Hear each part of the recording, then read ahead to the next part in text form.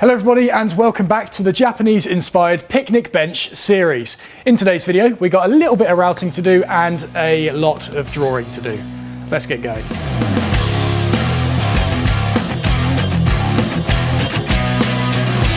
So in the last episode we got a bunch of these components rough cut on the bandsaw, and now we need to flush trim them on the router table to the templates that we made in part 1 of this series. But before doing any flush trimming, we've got to finish off rough sizing these side legs.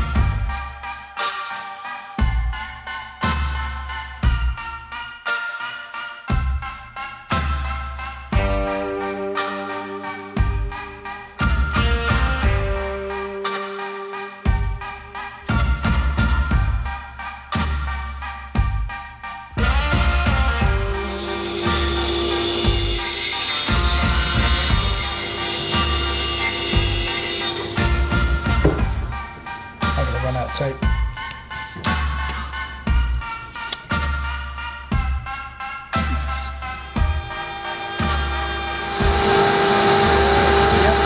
Oh, gorgeous.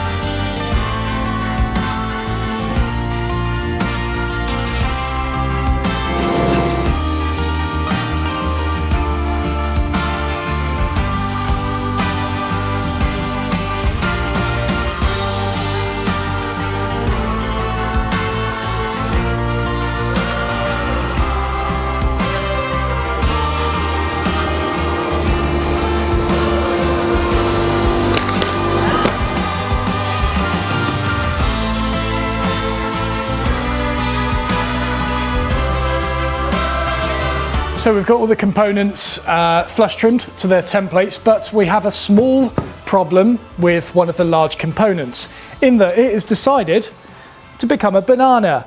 If I sight along the length of that, it's dipping about 5mm down there and 5mm down there in relation to the middle. Now, I could either make a new component or I can work with it. And as I said in the last episode, I'm quite stingy, so I'm going to try and work with it. What I'm thinking with this is when that's locked in the middle with the joints with the middle legs, these are going to actually be pushing down on the outer supports underneath the seat and hopefully make it a better joint and more secure. That's what I'm going to go with for now. If it doesn't work, I'll cut a new one, but we'll give it a go. Just on a side note, in that last montage, you might have seen that I spoke shaved the edge of the template. This was because there was a few ripples in this, because I remade this morning because my other template also decided to become a banana overnight, so I had to retrim it, make a new one, but it had a few ripple marks in it which only became apparent after I machined the first couple of components. So by quickly spoke shaving it, I got rid of those ripple marks, and then we ended up getting a smoother finish. So we're going to quickly flush trim this big one, and then with this one I think I'm going to do half of it, unstick the template, realign it with this side and flush trim the other side then.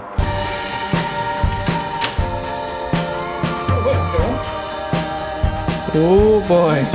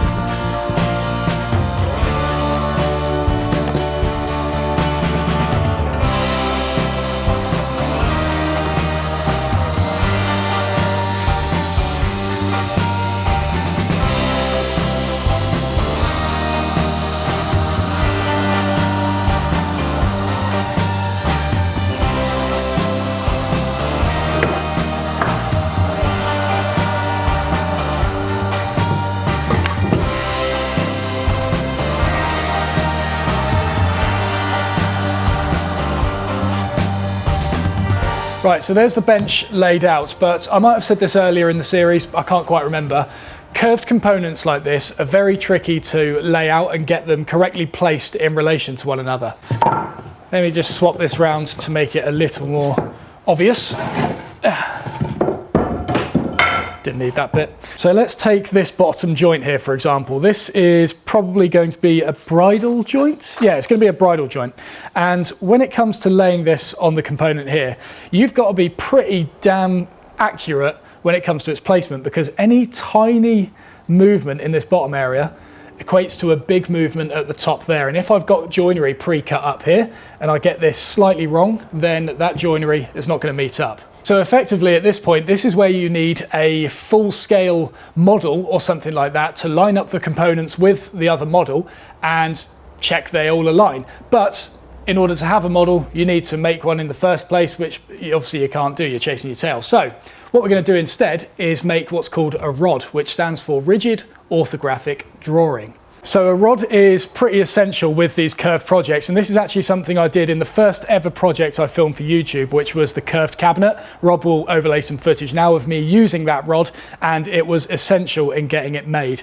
Now, in order to draw the ROD, I need a big enough piece of MDF, which is not that one at the front, because that's got a load of cuts in it. I need to get the one behind it, and I recently tidied this area, and it's not going to be easy to get out, so I think this is going to be quite a funny, I don't know. Oh, I've got no idea how I'm getting this. Try and yank it and see what happens. Oh no! Oh god!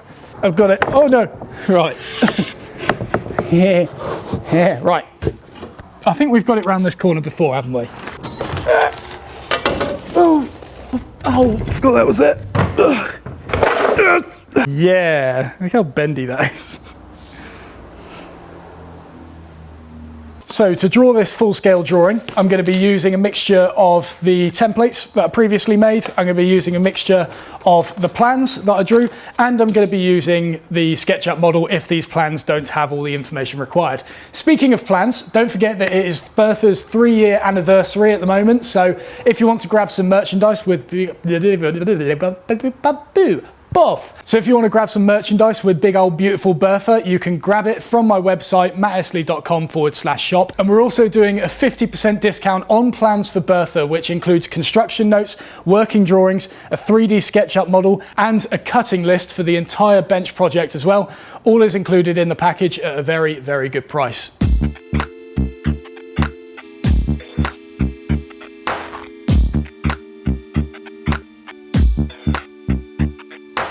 Okay, so with the rod complete, let me quickly show you its function. So if you look on here, you can see that we've got basically got this component drawn on here, and I can see exactly where it needs to intersect with this one and also down here. So you effectively just get everything lined up.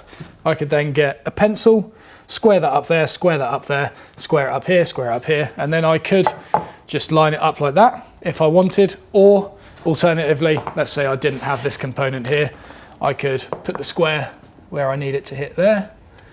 If I had a line down here as well, that'd be quite nice, but I could just line that up there, hold that down, and then I know that is exactly where it needs to be.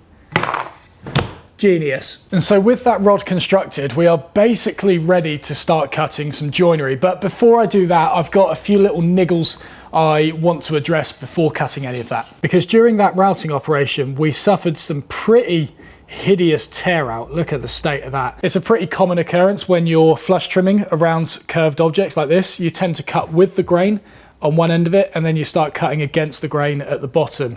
And unfortunately, without a router cutter with a bearing on the bottom as opposed to the top, I was unable to do anything about it. I just had to live with it. Now, I'm not too worried about it in areas like here in the middle, because I could just scrape that and sand it after assembly, but it's these areas that are going to be accepting joints that I kind of want to sort it out now, because the fluffiness may cause a few small gaps in there, or it just won't look too good in certain areas, because, like, let's say for example the bottom foot, that doesn't necessarily go the full width of the upright bit, so there will be small patches of tear out either side of it that will be more challenging to clean up after assembly. In addition to that, there's some end grain that I still haven't addressed either, because again, it would have caused some even worse tear out if I was to run that over the router table as well. So we need to attack that on the sander.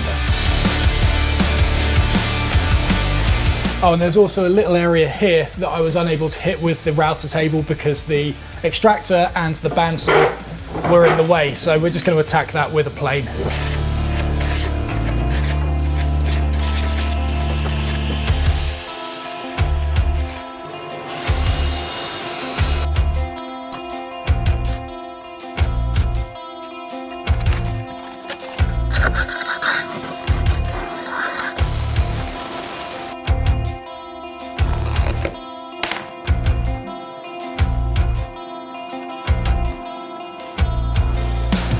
And so this right here is what is known as a flexible sanding strip, and is what we're going to use to help sort out some of that tear out.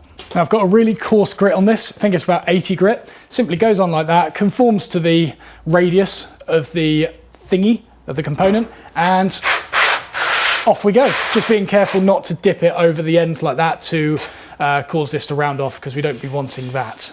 This process will also help clear out some of those lumps and bumps I mentioned earlier as a result of the flush trimming process. That 80 grit will tear straight through it, probably without the need of a spoke shave to do so. And of course for this, we're going to make sure we've got a good old respirator to do so, because many of you have mentioned that cedar is not something you want in your lungs. So yeah, we're going to be using one of these. P2, that should be enough. And of course the old air filter as well.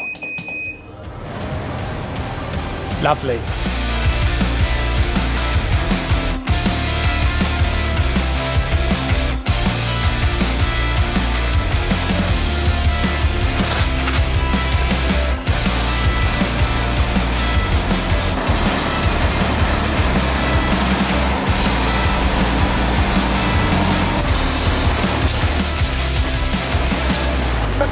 This is good. So the final thing I want to do today is get some of these components marked out, face sides, face edges, numbered so I know which parts are joining where, ready for some hand cut joinery in the next episode. And so this is the stage I can look at all the defects and attempts to orient those so they're on the inside of the picnic table, never to be seen. Obviously, we've done quite a lot of cleanup here. This is looking good, but stuff like that. We got this dead knot here that flew out at some point, and there's some patches of tear out here somewhere as well, which I want to try and avoid. So that's what this stage is for. Now the face side and face edge situation on this may be a little bit weird, because it's quite difficult to work out which way to orient that face edge. So I'm primarily going to be relying on the numbering system for this. The face sides and face edges are primarily going to be showing me which side is facing out, I guess, but then I guess the numbers would do that anyway. I'm going to do them because it's good practice.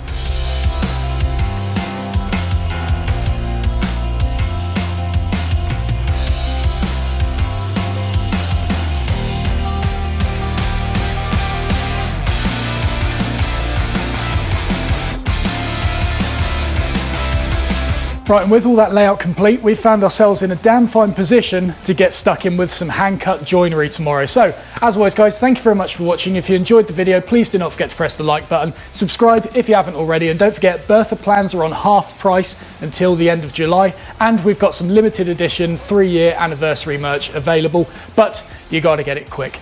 We'll see you in the next episode.